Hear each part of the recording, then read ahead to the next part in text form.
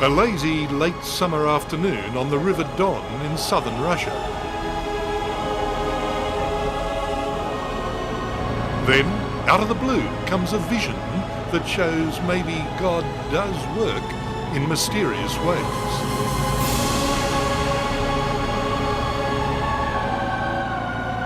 Reverence interrupts the reverie.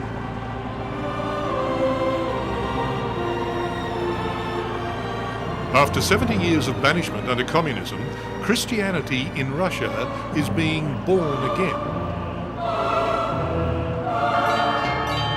Here, on one of the nation's great waterways, young missionaries are once again calling the faithful back to the Orthodox Church.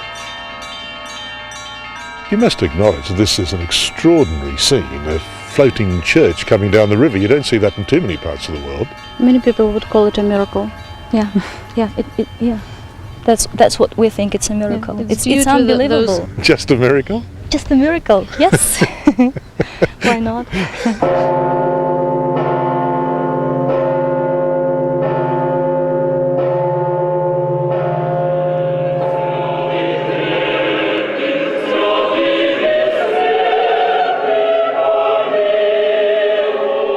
And to understand this miracle, there's no better place to start in Moscow than right next door to the Kremlin, at the Cathedral of Christ the Saviour.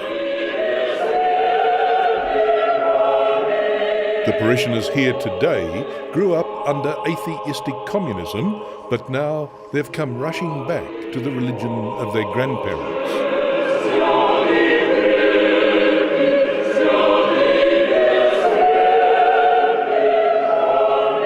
At first glance, the cathedral itself looks as though it's been around for 1,000 years, roughly the age of the Orthodox Church itself.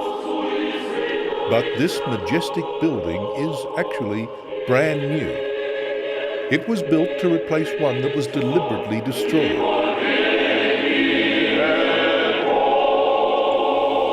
It's hard to believe now that Joseph Stalin had the original church here blown up and replaced with a municipal swimming pool. In the Stalinist times, they wanted also to control every aspect of the life of the people and every personality. They didn't want any ideological opposition, any alternative idea in the society.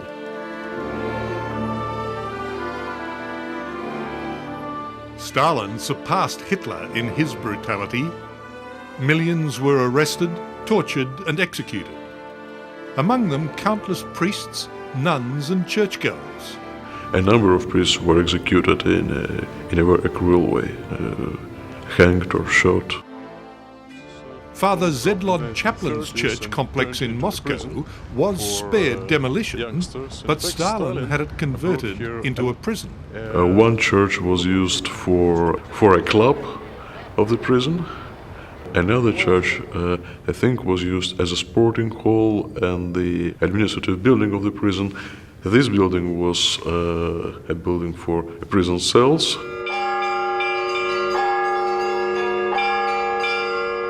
For some reason, the communists had a particular loathing for church bells.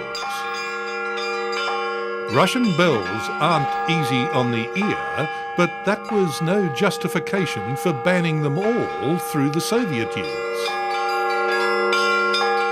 Many were simply destroyed. Some, for maximum symbolic effect, were tipped from rooftops. What would have happened if you'd rung the bells the way you did today during Stalin's time? I could be found in the prison somewhere in the north of Russia with a 10 years sentence in prison. Just for ringing the bells? Yes, for ringing the bell. The communists used Father Andrei Dorokin's church to house circus animals. And for good measure, they confiscated the bells that some Orthodox Christians actually believe have a soul through which God speaks directly. It's not an action of my hands, it's an action of the God. I'm only a performer, but it's a ringing of the God himself. Remarkably, the Russian Church's holiest of holies, the Zagorsk monastery, survived. It's an astonishingly ornate and quite spectacular place dating from the 1400s. But today it's a sort of divine Disneyland. Here, for instance, pilgrims can touch the right hand of St. Stephen, the first of the Christian martyrs.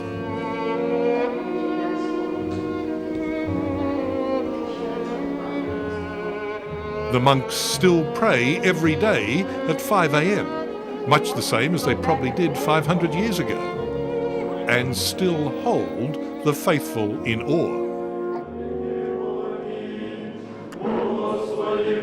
Here too, past the saints and patriarchs, young men are inducted into the priesthood.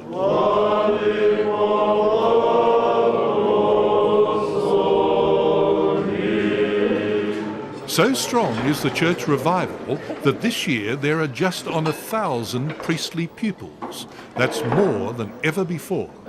And every one of them is on a mission to reassert the church's influence in every corner of Russia. Here, though, the mission is unique.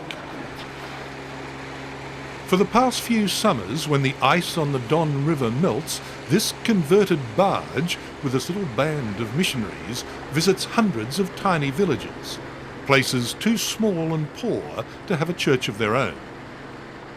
There's Father Gennady and his wife Maria, their twin sons Peter and Nikolai, who double as altar boys. There are also 3 deckhands and a helmsman, and of course a choir, Sveta and Anya.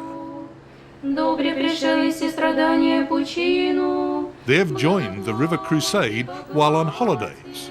When not singing, they teach English at university. But we came to religion only when we were 25. Yeah, it was just about 6 years ago.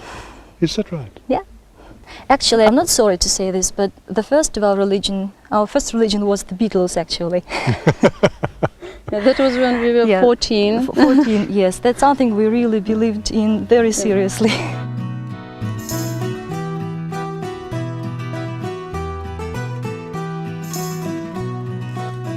Generations of czars, wars without end, and 70 years of communism have all come and gone, but in the villages around here, little seems to have changed.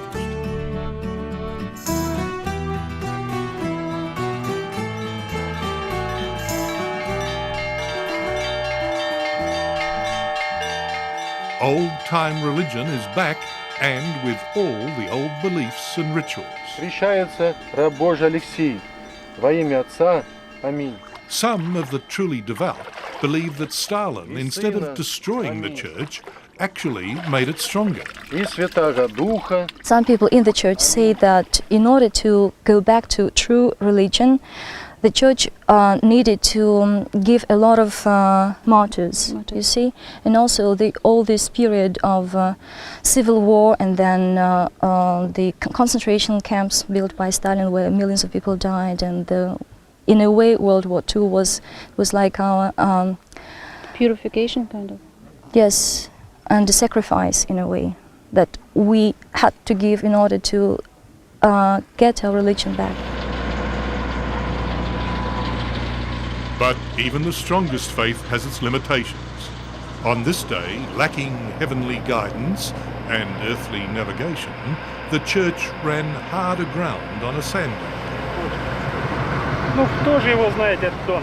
The prayers of Father Gennady and the special songs of praise went unanswered. We were stuck fast.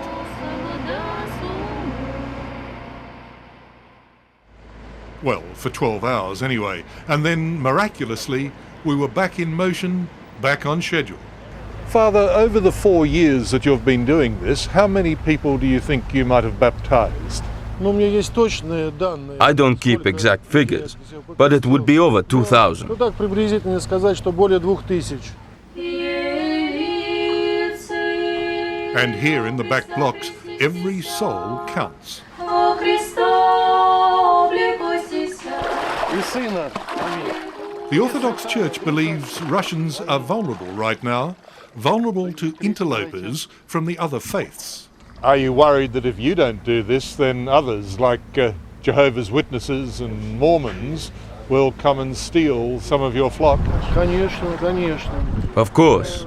Over the last 80 years, the church almost has not existed, and people are not educated enough. It's very easy to teach them wrong things. Missionaries come from other countries and they try to preach things that contradicts Christ's teaching. We find that very dangerous, and that's why we are trying to bring them back to the church.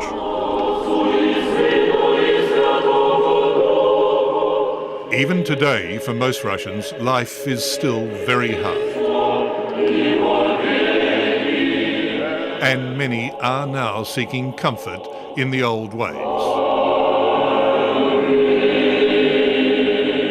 And for better or worse, for the first time in 70-odd years, it's safe again for priests like Father Gennady to go out in search of lost souls.